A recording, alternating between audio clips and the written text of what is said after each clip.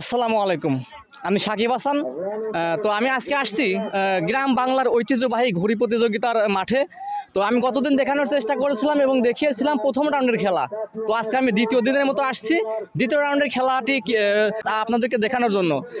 যারা এই খেলাটিকে বাইরে থেকে দেখছেন এবং এখানে আসার আগ্রহ প্রকাশ করছেন, যারা দেখতে পারছেন না, যারা রিকোয়েস্ট করছিলেন যে দ্বিতীয় দিনের মতো খেলাটি আবার যেন আমি আপলোড করি, দেখানোর চেষ্টা করি, সেজন্য আমি দ্বিতীয় দিনের মতো আবার চলে আসলাম খেলাটিকে সম্প্রচার করার জন্য। তো যারা দেখতে চাচ্ছেন, তো আমি আজকে দেখাবো প্রথম থেকে শেষ পর্যন্ত দ্বিতীয় দিনের খেলা।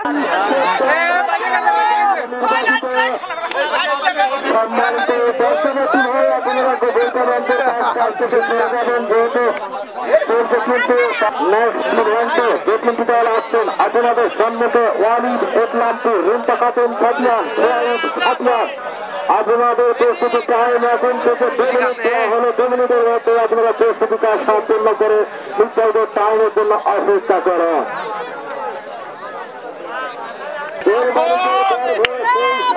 তিনি কিন্তু বিশ্ব কাটিয়ে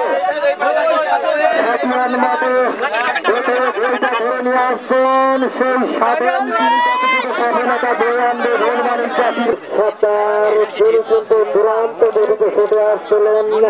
এসে কিন্তু ঘড়ির দিকে তাকিয়ে মাত্র আর মাত্র 30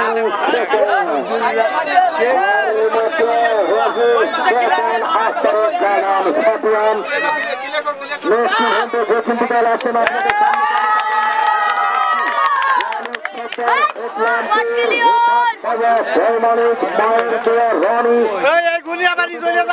আপনাদের 3 জনের 2 মিনিট প্রস্তুতি টাইম দেওয়া হলো।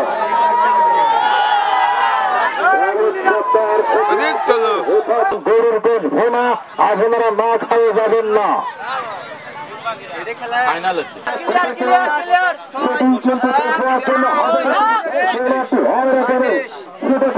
তার পিছু পিছু যার মনে প্রাণে গানে রয়েছে শুধু একটি কথা, যেখানে খেলা হোক না কেন, জিতি বা না জিতি যাবে আমি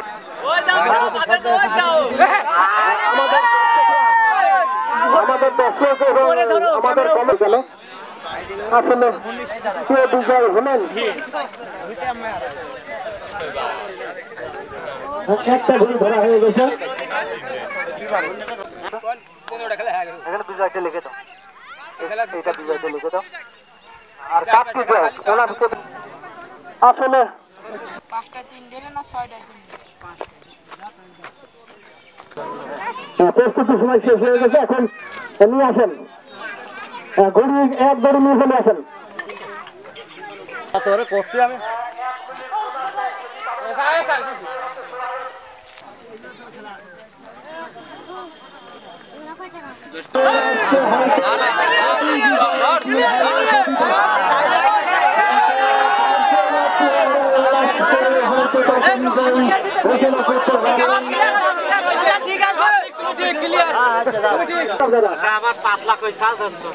এবারে 3 প্রতিযোগী ঘুরে উড়াই দেন।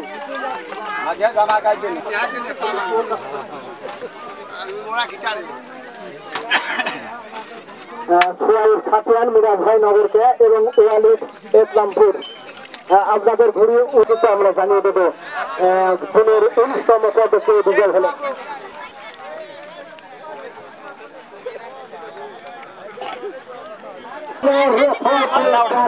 তিনি কি পারবেন এবারে জয় ছিনিয়ে আনতে? উজ্জ্বল নক্ষত্র তিনি আর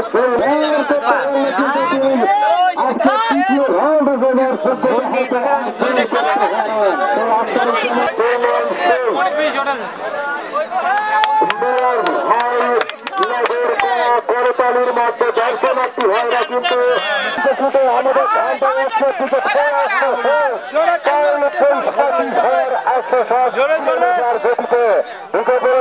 মায়ের দ্বারা কাঁদে থেকে সফলতা বয়ে আনতে পারেন সেটি দেখার লক্ষ্যে কিন্তু আমাদের মাঠে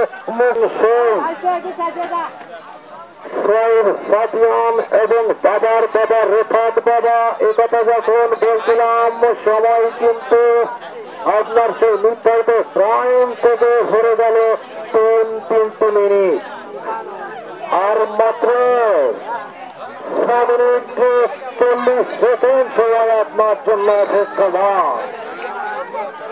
বারবার নির্বাচিত হয়ে এবারে কিন্তু 26 পয়েন্টে সন্তুষ্ট থাকতে হলো।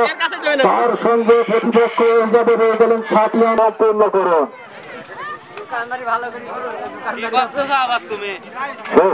দর্শক শ্রোতা, আপনারা কেউ দেখাই যাবেন না, আমাদের খেলাটি কিন্তু রাত 10টা অবধি চলবে। আপনাদের জন্য